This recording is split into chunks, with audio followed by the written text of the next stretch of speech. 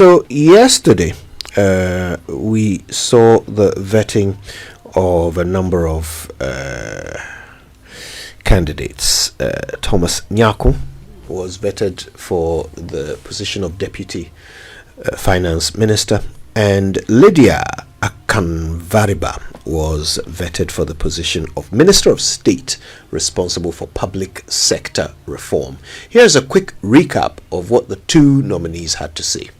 If you follow the trend, within the month of January alone, contrary to what we have been told by government, that we want to cut down borrowing and bring down the rates down, this government in 4 weeks has borrowed 38.5 billion cedis in 4 weeks.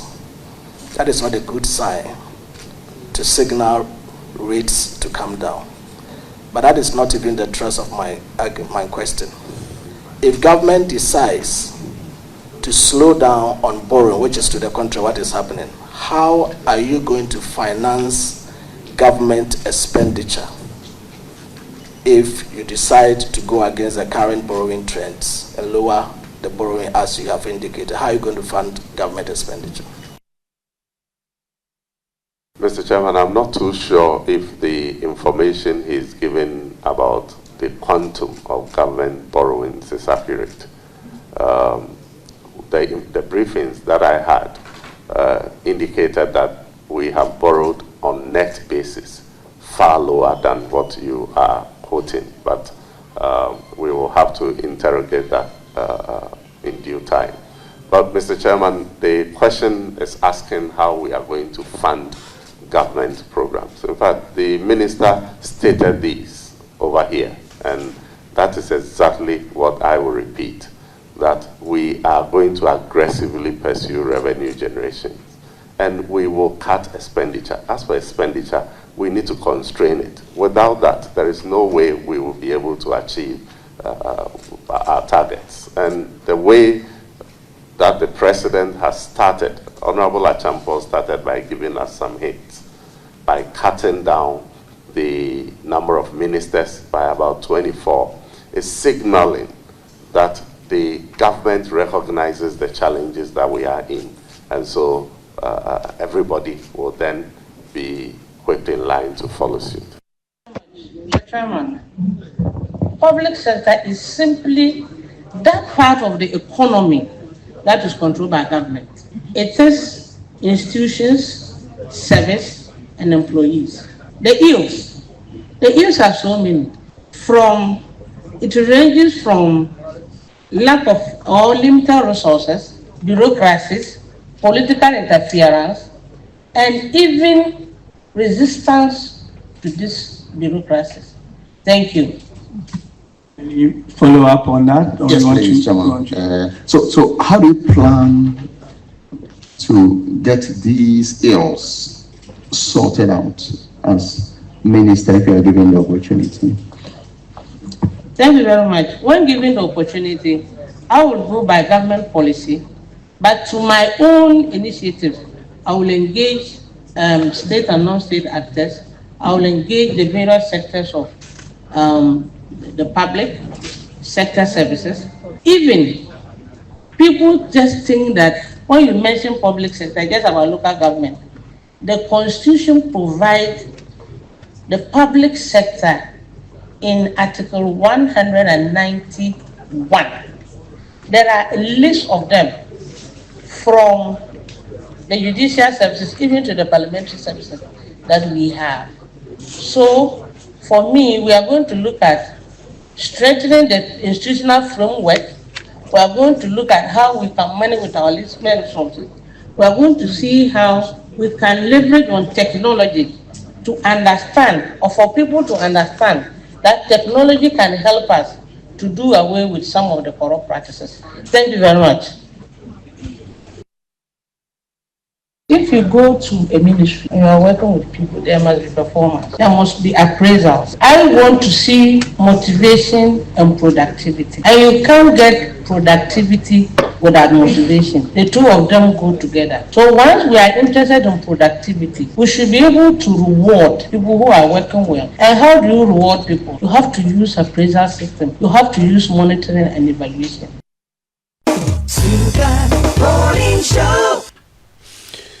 Yeah, so you just heard the voices there of Thomas, Nyarko, and Lydia Akanvariba. Let's talk about it. Our guest this morning, Professor Godfred Bokpin, is a professor of finance and economics at the University of Ghana, Legon. He joins us over the phone. And Franklin Cudjoe is a founding president of Imani Center for Policy and Education. He joins us via Zoom. Gentlemen, good morning to you both. Good morning. How are you? Very well, thank you. It would seem that we've lost Prof Bokpin, but we're going to reconnect with him immediately. And I suppose we can start with what the Deputy Finance Minister designate had to say. The refrain is the same: cut government expenditure, increase revenue. I mean, well, stating the obvious, really. But Franklin, let me ask you, does this particular candidate in his submissions sound like he's the one with he has some special expertise to bring to bear other than what we've been hearing so far from the government? Well, good morning to yourself and Winston. Good to see you. Well, look, first of all, let's be fair that the deputy ministerial role is one of just advisory. You understand, and you probably assist the minister. If you listen to most of the responses, not just by the deputy finance minister designate, almost all the other deputies essentially were saying, "Oh, if I give advice and if the advice is taken, because I'm not the one going to drive policy or drive the agenda of the ministry." Which makes me at some point think that we probably don't need those rules anyway. But be it as it may, you've asked a very important question. I mean, something must distinguish one before becoming a deputy minister of a portfolio such as the Ministry of Finance. And I think the gentleman has the marbles. I suspect he has all the credentials. I was not entirely enthused because, again, the nature of the position makes it difficult for us to get a lot more out of him. I thought that we should be listening, we should be probably filling in the holes that Ato left behind when asked questions, two questions, I think, the last vetting, on issues around how to essentially raise the 10 billion infrastructure fund that they want to set up, remember? And then also the question about the 24-hour economy, essentially if this will be part of any modeling efforts to show what will be done first year, second year, third year, probably fourth year, because we need to know what sectors are going to be prioritized and why the other sectors are not going to be prioritized, and how much it will cost us. I mean, any minister of finance designate, beyond just reading the manifesto, once you get to know, you must actually be part of such a procedure or process, actually understanding the modeling that will go into the 24-hour economy. But as they say, they have a substantive gentleman who's supposed to bring this to fruition. But I felt a bit defeated because I wanted to hear more about that when Apenyo asked him that question about the 24-hour economy. He probably should have taken the opportunity and delve into it, and then probably, as I said, fill the gaps that are too left.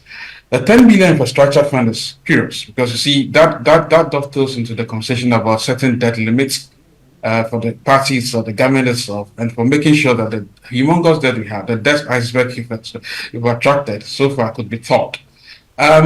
You don't hear any specifics beyond saying, "Oh, we'll definitely pursue aggressive cost cutting." Well, cost cutting is a good thing, and for crying out loud, I mean, it's the thing of the world right now. I mean, Musk, my favorite guy, is doing a lot back in the States. People are, obviously, the people are not happy. But I wish we had a dodgy. I would have looked at, for instance, collapsing all these NEIP, YEA, GEA, collapse all of them into one unit or 3 units under the Ministry of Youth and whatever they call it now. You know, so if we hear such things, you get happy because, well, we now know that the president himself has actually cut his ministers, cut the number of ministers. That's fine. But we need a few more details beyond saying I'll wait until I get to the ministry before I get to know. I mean, as a deputy minister designate, I mean, these are very trying topics, and I think that beyond having detailed specifics at the vetting, we probably need to hear a bit more, and that's why I felt a bit disappointed, because I thought you would have risen to the occasion and defined the role of a deputy ministerial person beyond just what we know, going to assist the minister. Now, you've already mentioned the leaner government, right? And to be honest, so far, anytime the question of how are you cutting expenditure comes up, anyone in government will point you to that. Leaner government. The estimates is around some 18 billion cedis savings per year from the reduced numbers compared to the numbers we had in the immediately previous government. That's significant. Yeah, that's not a small amount. That's a lot. Right. But is this the only way to cut government expenditure, by removing personnel? What are the other fat trimming measures you want to hear from ministers and their deputies as they go into office? Well, ordinarily, I would have thought that, the question about capital investments would be important. I would have wished that, for instance, even if I did not have the details, I would have answered the question by saying, well, look, what about rationalizing government expenditure by making sure that the things that we do not have control over, so maintenance of the public infrastructure, hospitals, roads, and all of that, could come under a PPP arrangement where government takes just about 30% equity, with 70% going to the private sector, properly selected, by the way, not only capitalist selected. And then make sure that government burden is, a lot of the burden is taken on government to focus on probably the key areas where we are lagging, maybe public education, maybe a bit of public, health. There are certain interventions that are needed, so that it frees resources for other things. Because one of the things we should not forget is that if you cut, you're actually also raising revenue. You understand? So you can make an argument that if I say I'll pursue aggressive revenue mobilization, contrary to what Cudjoe said this morning on the show, that if any government is able to go after, I'll probably look out for everybody who is eligible to pay, that government will be remembered forever. I agree with you. But if these people also suggest and say that, look, if you cut A, B, C, D, you'd have raised enough revenue to do other things. It's also a measure of actually raising revenue, by the way. So those types of specifics, I thought would have been needed. And if I were there, obviously as a deputy minister, deputy finance minister designate, beyond just saying I'll assist and I'll do so and so, I probably have to have a mind of my own and say, well, I think even before I get there are some permutations in my mind. Don't hold me strict to it, but these are permutations of the cuff, and I think when I go, I could make sure the numbers actually make sense. But these are my broad areas. If I cut A from here and for reduce capital expenditure from X amount, and you could be able to tell. But you see, the danger with that answer also is that you are dealing with a manifesto that has a lot of promises when it comes to issues like education, healthcare, and one of those interventions in the manifesto of the NDC are humane and interesting. They come with certain costs. And so if you've not done the permutation, for instance, we at Imani have done certain calculations and have seen that if all the health interventions of the NDC are supposed to be attained 100%, that's about 18 billion Ghana cedis, right? Where is that money going to come from? Where are you going to cut from? Where are you going to do it? So those kinds of interventions are very useful, which is what will probably lead us to the next conversation you want to have about the public sector minister. I have something to say about that. Indeed, yes, we will get to that. Professor Bokpin joins us. Professor Prof Bokpin, of course, Professor of Finance at the University of Ghana. Prof, thank you for your time. Good morning. Yes, good morning, Cudjoe. Good morning, Winston, and good morning, my boss, Franklin. And good morning, our cherished listeners. Yeah, I guess we can start off with your initial thoughts about the submissions of the Deputy Finance Minister. Are these what you were expecting to hear? Is this a signal of another person thinking in the way that you are expecting for the economic reset of Ghana? Well, thank you very much. I think Franklin has said it all. When I was listening to him, I was like, wow, is there anything more sensible I can add to what Franklin has said? And I agree with him totally. I asked myself, first this version, that did we miss anything by not probably listening to him in the first place? What is the value addition? I had a bit of expectation, because in my mind, the deputy minister would have listened to the version of the substantive minister. He would have picked some of the strengths where his boss did very well. Some of the areas where probably more specific suggestions could have possibly come or put forward, and then fill in those gaps. At this stage, the deputy minister designate is not completely an outsider. He indicated that he had received briefings. He had also gone through the party's manifesto. So, to that extent, more had been given, and therefore more was expected. In a certain sense, it looks to me that probably was also a strategy to manage the process. And if you look at the demeanor of the committee members, the line of questions, the approach, it looks to me that the committee itself had learned from the first phase and the reaction of Ghanaians. And therefore, that also played a part that, you know what, I must have a strategy to manage the process without unsettling people and get approval and move on. But I think the stakes are high, much higher than just pleasing the committee over there. We have different stakeholders who probably took time off to listen to the deputy minister because they were looking for answers. People need to take decisions.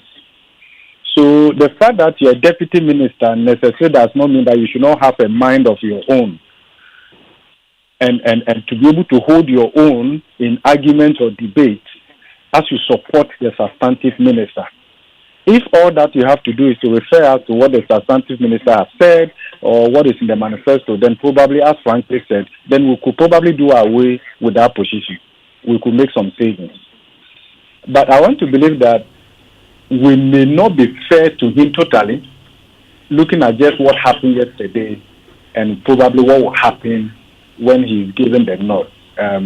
It may be part of a strategy, but at the end of the day, I felt that it was a missed opportunity. Yeah, but Prof, talking about we may not be fair, if I wear my English language hat, we say that I do not know what you think until you speak. So what you say is what I know. So what he said is how I can judge him, is how we can judge him, isn't it? How would it be unfair when he had an opportunity, and that's what he put up?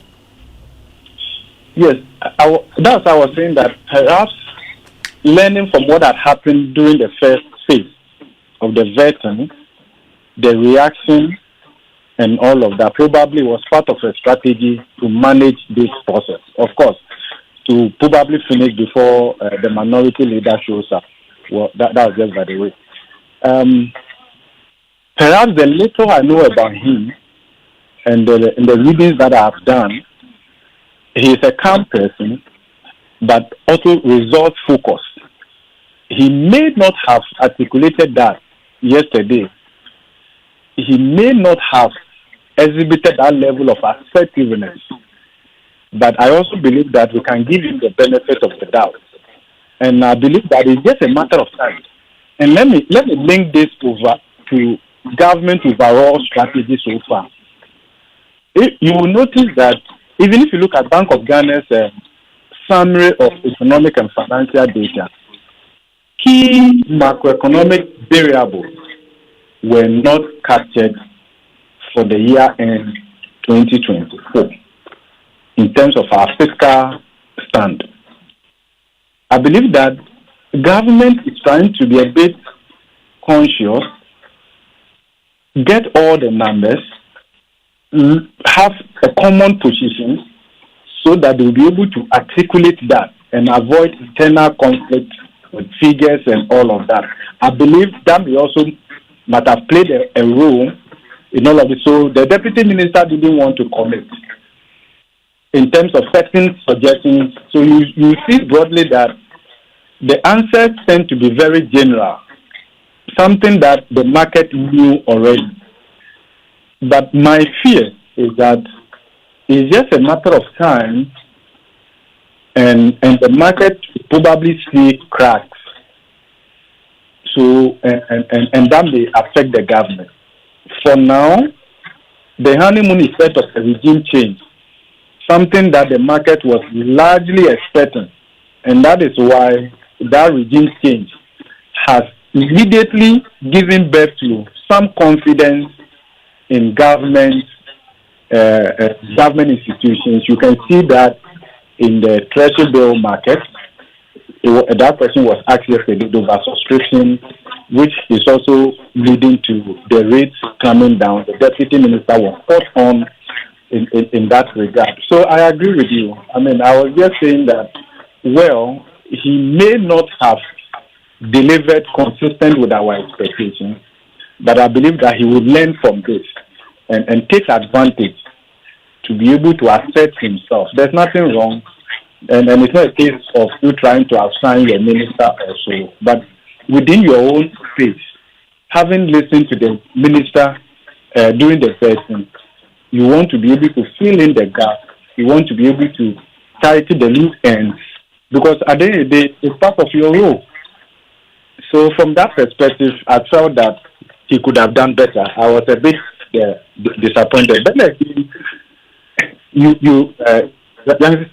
Cudjoe spoke about that. The over concentration on cutting number of ministers and then ministries and all of that. A time will come that will not have economic value going forward. I think the market is looking for specific measures on cost-cutting rationalization, because the market is angry. The market is looking for answers, because our fiscal space, there are uncertainties. In our own calculations, a back of the envelope analysis is telling us that the fiscal deficit will be higher than what was programmed under the 2024 budget, even that was revised during the mid-year review.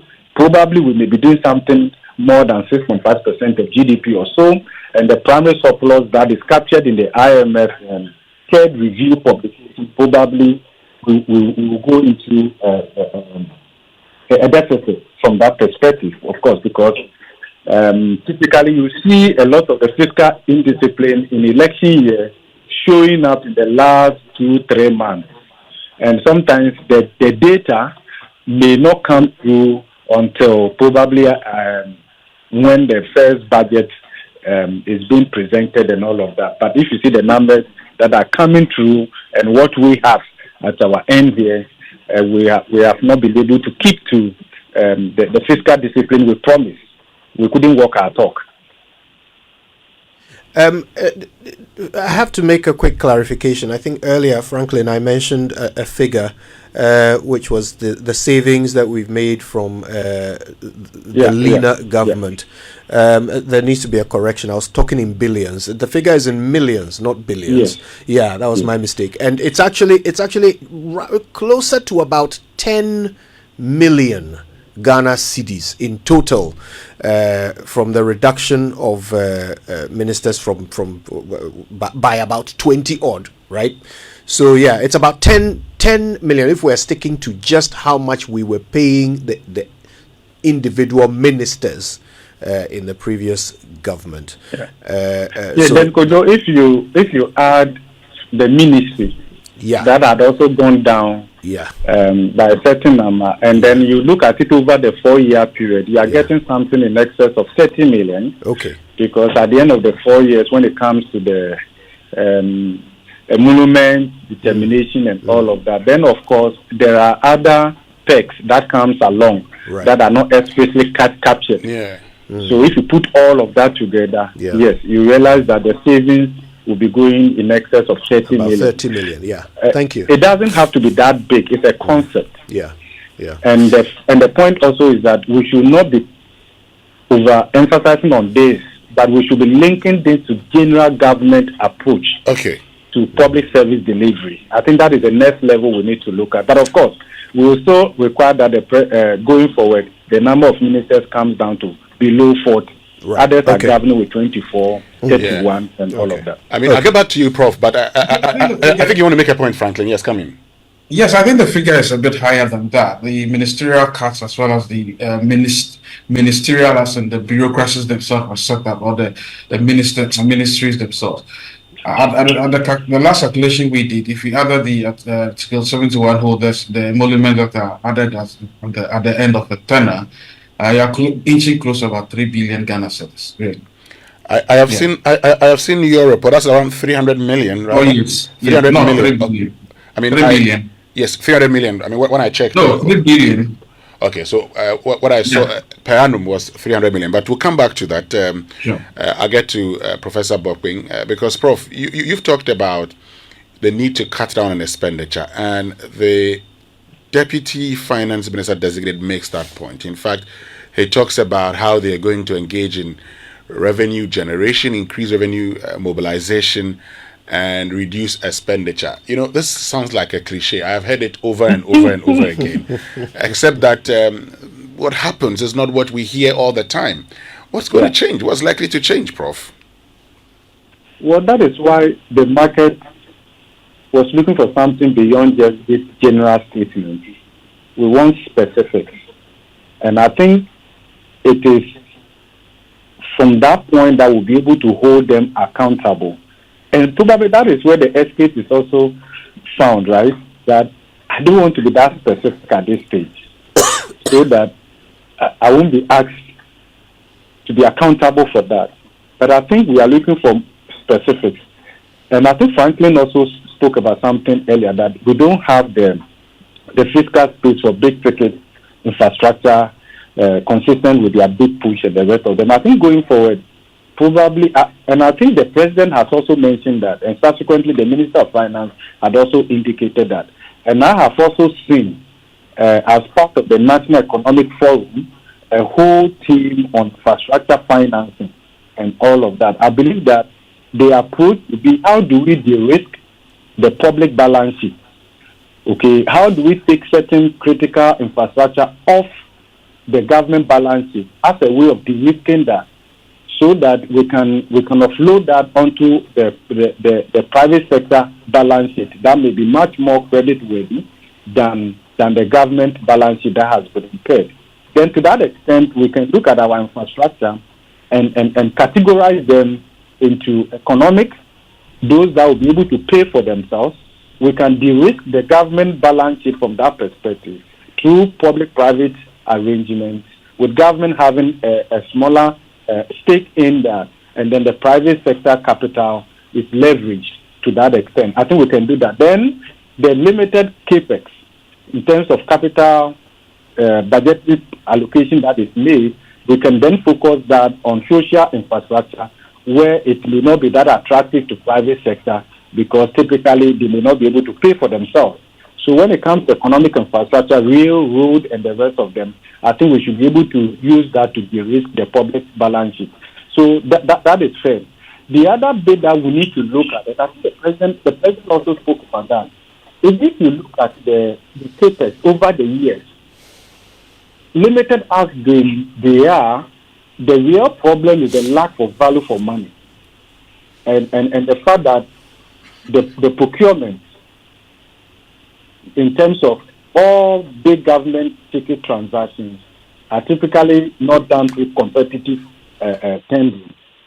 And therefore, we don't get the desired value for money. The president spoke about a committee that will look at independently value for money assessment for all procurement in excess of a certain threshold. I think that will be very helpful. And I want to believe that if they are able to operationalize the fiscal council and make it independent, not theoretically independent, operationally independent in terms of who and who also go onto that particular council, then that will provide typical support service to Parliament. Because when you look at the Public Financial Management Act, I think Section 100, Section 1, talks about the fact that every bill proposal that goes to Parliament must be accompanied by fiscal impact analysis.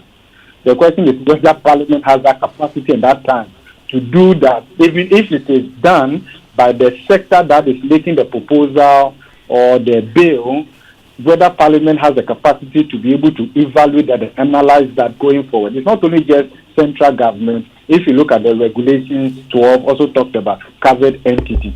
So if you look at along this value chain, actually we could be making savings and also pursuing higher value for money, because at the end of the day, all that we are talking about, it's not like we needed to just do that in a year and that will be enough to take us to where we are going. It's going to be progressive and it will take a long time. Then we mainstream that. So for instance, and I believe that you will talk about that, if you talk about state-owned enterprises, sometimes the abuse from state-owned enterprises is even more than the central government administration.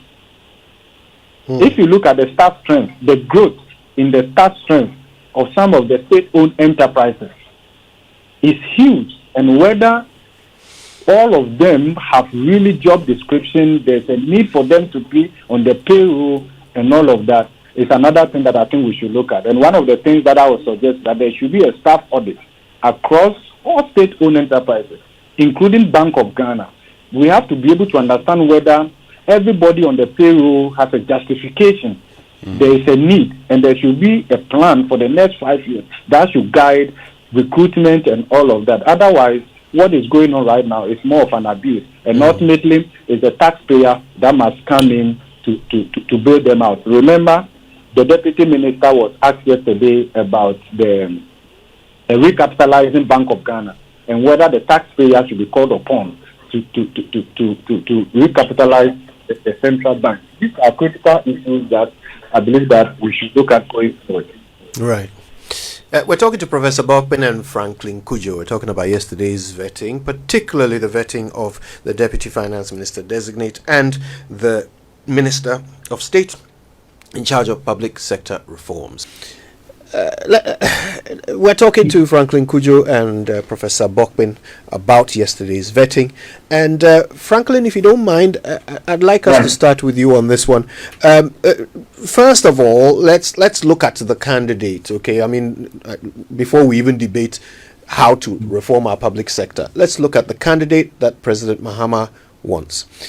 Public sector reform is not a new idea. In Ghana, we've had people like Dr. Indum take up the position of doing that. We've had Safo Mafo. We've had in the last two governments, we had a Minister of State for Monitoring and Evaluation, the late Antonia Couture say. In the United States, Elon Musk has been given the task of bringing logic and rationale to their, public sector. Is Lydia Akanvariba John Mahama's Elon Musk? Well, first of all, I have to say that yesterday I felt quite crestfallen because, again, not that the lady cannot deliver, but most of the things she was saying, she would have absolutely no power. Listen, if you really, I would have thought, public sector reform, or public sector is the engine, as they say, of any country's development. And I would have thought that it should have been part of the cabinet. You see, I would have yanked out the Minister of Transport, probably added that portfolio to that of the highways and all of that, and then put in this Minister for Public Sector Reform. You see, because it is the only way she can have first-hand understanding of exactly how ministers are spending, or ministers are being pragmatic or otherwise across the spectrum. First-hand study. It's the only way she can say, okay, look, I think I'll fit, or let's work within a model, a delivery unit, which obviously is supposed to deliver what we call value for money, really. I mean, and people can describe it in how they want. We at the money are describing it as an independent value for money ombudsman. I mean, by the way, we don't want a whole big secretariat for that. But this lady could have easily fit into that cabinet, interface with the cabinet secretary and the president's secretary, and make sure, take notes always, and ensure that, look, she's getting first-hand account of how ministers are behaving and reporting all that. There's a reason why I'm saying that. Look, when Tony Edu was also some sort of heading some sort of a unit, head of the monitoring and evaluation unit at the presidency. Exactly. I'm sure you heard him on this same network. He said, well, I was just an armchair husband. Nobody bothered me. I sent letters and nobody reminded me, and nobody really respected his role. And at a point, he just sort of gave up. Same with Fosafo Mafu. I think the only thing that ministry did was to edit the policy statement prepared by the previous NDC government. That's all they did. But they had money to purchase vehicles and all of that. Because we don't value their role. You understand? So I'm not saying that the persons are not good. We actually do not value their role. I would have converted this public sector whatever reform as part of my internal delivery units and probably and Franklin, if you converted this public sector reform, you're talking about, I mean, if you made it, say, a cabinet position, would Lydia Akanvariba be the person to occupy that position based on what she said yesterday at her vetting? Well, so see, I'm trying to say that we are trying to convert the person to a more productive, being more productive. All she said yesterday for me was like a normal administrator, somebody pushing papers. That's all I heard. There was nothing really powerful. I didn't see the edge, and then the somebody who had something like a gavel, like a mask to go around and do this sort of thing. But the only reason why I'm saying that is because the way that office has been captured, has been described and defined, it's like some reclusive entity somewhere there. You go and hide here, you pretend as if you're doing public sector reform. Other than if it was part of the cabinet, as I'm saying, this cabinet role obviously interfaces with all the ministers and is able to come back and say, but what this minister is reporting to cabinet is essentially different from what I have found at this ministry. Right, and for the ministry, we are looking at the assessment performance and progress. We are making recommendations. We want to catalyze change, and we want to partner so that we partner government so that we are able to improve outcomes. That's the role of somebody who is supposed to be a public sector reform minister, or for a better term, I would call it part of the. Right. Ombudsman for a special. Can you hear me? Yes, we can. Go ahead. Yes, one of the biggest problems in the public sector is corruption, and at the heart of that matter is public procurement. So we have to update all our public procurement rules as we speak. The register, the list of instructions, everything that ought to be done. What we are doing is a joke. We at the money analyzed over 1,000 of these contracts in the last administration, spanning about 4 administrations, and 95% of them did not pass muster according to the same rules that we've established. So what is she going to do? Is she going to all of a sudden change public sector reform because she said I'll do M&E? No, she doesn't even evoke that sense of urgency. She doesn't have it. And I'm saying the only reason why she sounded as though she wasn't motivated enough, or we were not so really fired up, it's simply because she herself knows that entity is just going to be a reclusive entity which has no power, zero power. Unlike if it was really seen as an important unit that should deliver reforms that we need, especially on public procurement, which, by the way, has a bearing on saving cost, saving money. Because if you look at almost all the contracts we analyzed, over 75% were what? Sole sourced or specially sourced. Meanwhile, if you look at it carefully, just about 15% or 20% of them were sole sourced. But the value of those contracts paled into significance if you compare it with the rest of the 85% of the contract. So This is a huge enterprise that I suspect we have not paid too much attention to these units, and I don't think it deserves that type of attention. To answer your first question, which I tried to dance around, but as I find a way of trying to elevate it, is to say that I wasn't motivated enough because I know that she do nothing. Zero. Because the office is not respected. But let me ask about the concept of deploying a minister to reform the public sector. Let's talk about that for a moment. We've had ministers. I mentioned a few, from Dr. Indum all the way down. Yeah. And in spite of all of these people whose competence, I doubt we ever had a moment to question, in spite of them, we still have ministries that will not even accept an email as an official communication. We still have ministries where there is no system or method for evaluating the work they do. Yeah. So is a minister the way to reform our public sector? Okay, let me answer quickly before Prof comes in. So that's why I say the Singaporean model, right? Meritocracy, pragmatism, and honesty in public office. I would have thought that, look, when Trump, like him or not, he has special power, he's been voted for. What did he do? He brought a mask. He gave him a dodge roll and is asking you, what did you do this week? Why are you justifying your inclusion? And maybe it's extreme, but that's the sort of pragmatism that you need. This person who has been made a minister for, until given real power to really go out and say that, look, and talk to ministers, and ministers have to respect her, nothing will happen. So it's the persona of the person occupying the highest position who say, beyond the constitutional strictures, look, I want resource. I should be getting resource almost every month as to what the public procurement situation is for the country, how much savings we are making, given the role that you are playing, and that's the way it should be. So without that presidential pragmatic authority being added to her position, she'll do nothing. In fact, it will be interesting to see the sort of people she'll be working with. The same civil service. She told you yesterday, she worked with people across the public agencies. It sounded like listening to some telltale of somebody who says, I want to push papers, but this time around, I want to push them higher and then get efficiency. You get some. Great. Let me bring in Professor Bokpin. And Prof, before we went for the break, you were talking about efficiency and productivity and all. Well, there you have it, Minister of State in charge of public sector reforms. And does she, convince you that there's hope in ensuring an efficient and effective public sector?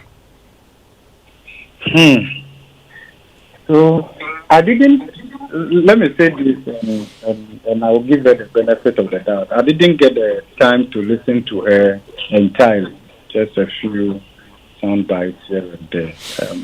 But I will lean towards Franklin's position. She's coming into an office that has delivered very little. I think that is the kind of liability she's carrying even before going into that office, and that again feeds into what Franklin is talking about. If you look at it in terms of our public sector reform journey from the 1986 through 2003, 2005, 2009, all the way to the recent one, it's also because their tangible output hasn't been made public to justify the creation of, let's say, the public sector reform secretariat that was headed by in the previous administration. So, and there hasn't been enough engagement with the public that allows us to infer some value, tangible results from their work. And I'm saying this in line with what Cudjoe also mentioned, what is happening in the U.S. Elon Musk, in terms of status, maybe not like the other cabinet ministers, but virtually every day he's in the news. Every day he's in the news. In terms of things that he's bringing out, that even Congress, Senate, who had been there for years, didn't know and would easily cross over and all of that. So you will see that, yes, there's the unsettling aspect of Elon Musk's work in the US and all of that. But the point is that there are on daily basis results, work, and all of that. So I believe that, yes, one way of overcoming that is to say, should we make that a cabinet member and all of that? But I think a lot will come from the legitimacy the president gives the minister, even in the presence of all other ministers. Yeah. If the president can elevate that role in terms of the recognition, in terms of the resource provision, in terms of the monthly or quarterly update that the president will receive from that secretariat, that would send a signal to other ministers that are probably pegged above her because it's not a cabinet minister. But it will come down to the point that the president values this. Because at the end of the day, if you look at the spending on ministers, deputy ministers, public sector and all of that, without the necessary public sector reform and generate the necessary productivity, it probably will be a zero-sum game, if not a negative-sum game. Because at the end of the day, it comes down to productivity. At the end of the day, that is what would improve the standard of living of the people. And this is not just something we learned yesterday when it comes to productivity, especially in the public sector. And part of what I listened to from her, she had a fair understanding of what the issues are, but of course, she doesn't carry that kind of charisma to drive that gives hope and all of that. Of course, again, I didn't listen to her entirely, so forgive me from that perspective. But and then again, I want to link this to, and I believe that the minister should take a lot from that. In the last couple of years, and here I want to mention the government statistician, he's done very, very well. If you look at the extent to which the Ghana Statistical Service has gone in churning out data on productivity and all of that, there's a lot that we can learn from. In fact, in some of them, they've gone as way back to the 90s to look at the trends and all of that, because at the end of the day, that is what settles everything. We can't run away from that. In fact, for Krugman, in 2008, won the Nobel Prize in Economics simply by focusing on productivity, right? So, and to him, and I agree with what he said, that productivity isn't everything, but in the long run, it is almost everything. So how do we scale up the output per every worker, especially in the public sector? And the reform should not be like just a concept. It has to be something that is part and parcel of us. That how do we achieve more with less? In fact, and the idea of public sector productivity, worker productivity, couldn't have been discussed at a better time than now, that we don't have the fiscal space, we are constrained. Then to that extent, we want to make sure that we achieve more with less. And that is the drive all over the world. If you see what is happening in the US, a land of affluence, they are talking about cutting down on wasteful spending and all of that. Of course, that will have some implications given the approach that they've adopted. But hey, US doesn't want to be Father Christmas to the rest of the world and all of that. Look, and we are crying today about aid, USAID, and the rest of them. I think we should look forward and see a bigger picture coming with Europe. That is also now thinking about their own self-defense, winning themselves off U.S. military guarantee and all of that. If they are going to also scale up on their military spending, that would also have implications in terms of aid that they can give to the rest of the world. So we should be looking at what is happening in terms of the global geopolitics, the geoeconomic fragmentation and all of that, so that we maximize the alternative uses of scarce resources. And this is not something we learned just yesterday. What did we learn from basic economics? Resources are limited in supply, right? Resources are scarce, particularly in relation to our unlimited wants and all of that. But the statement doesn't end just there. Those scarce resources, the good thing is that they have alternative uses. So the extent to which you can maximize the alternative uses of scarce resources, the extent to which you can achieve more with less. And here, if you are talking about labor productivity, that is just one input. If you look at other inputs from labor, from capital, from technology as we learned it from the solo growth model in 1950s and thereabouts, you will see that is the way out going forward. And I think we cannot afford to accommodate some kind of inefficiency, because the reality in Ghana, Cudjoe, is that you realize that an inefficient public sector, and as we have come to realize, or as evidence do exist, actually represent higher costs to the private sector as they interact with the public sector. You expect a public sector to be efficient in public service delivery to the private sector in many aspects, but sometimes it doesn't happen. And in fact, if you look at it carefully, there's some work that we did in the time past, you realize that yes, compensation maybe is low average in the public sector, but if you look at the effective hours that people in the public sector, in some of our ministries, department, agencies, the effective hours that they commit to work relative to the wage that they take, you realize that their wage per hour is actually higher than people who work in the banking sector, who show up by 7 a.m. and have to work and close. Sometimes when they close to the public at 3 or 4 p.m., it doesn't mean that work has ended. Yeah. They are now going into the back office to do reconciliation. Some of them will leave like 7 p.m. and the rest of them. So you may say that, in terms of the nominal, right, they are paid more. But if you look at the hours they give up in order to earn that, and you look at the wage per hour, you will see that some of the people working in the banking sector are the least paid. Okay. If you look at it in relative terms.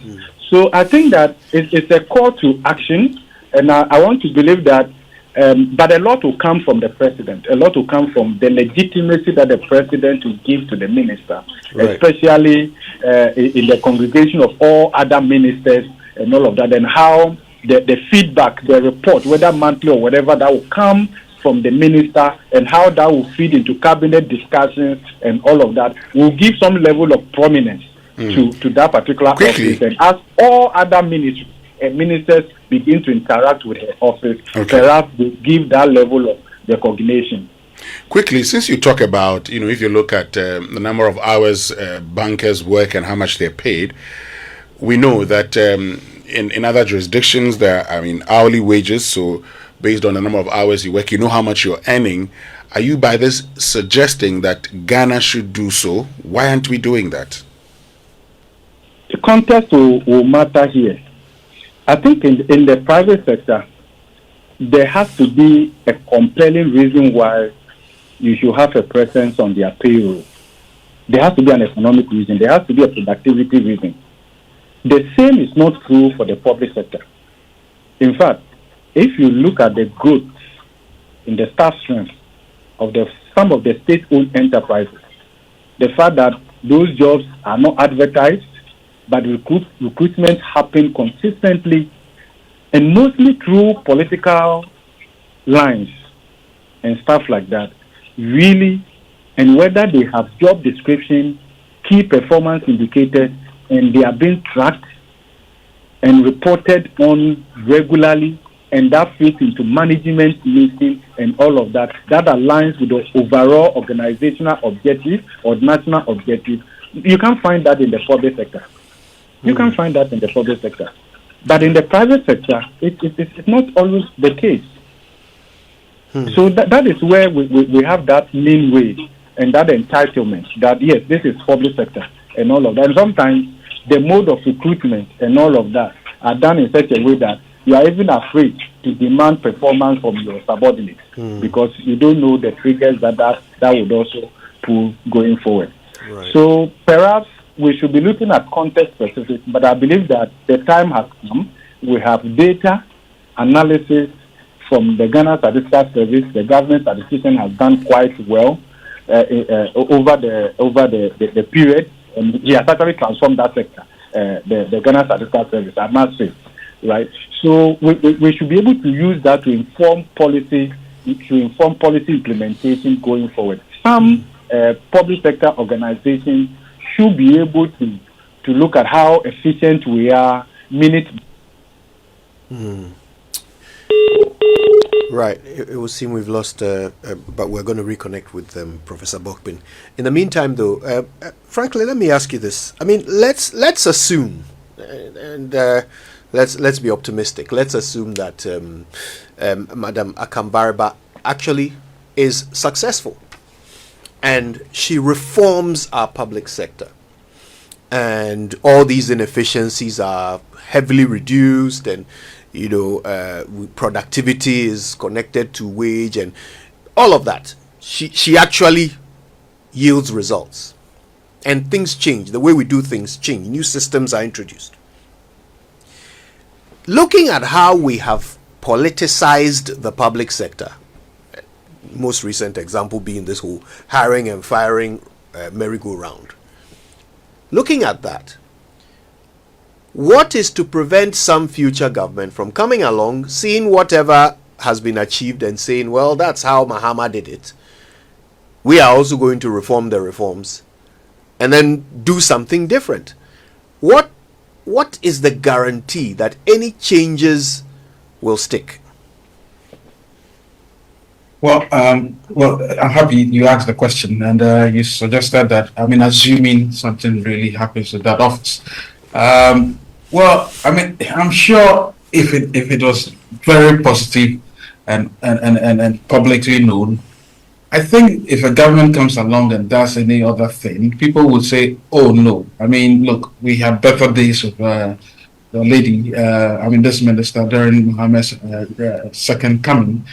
And I don't think it would be wise for you to do something like that. I think the public itself, once there's that thumb of approval, the public itself would oppose you, and then the house will be so loud that you'll be found wanting. So I don't think.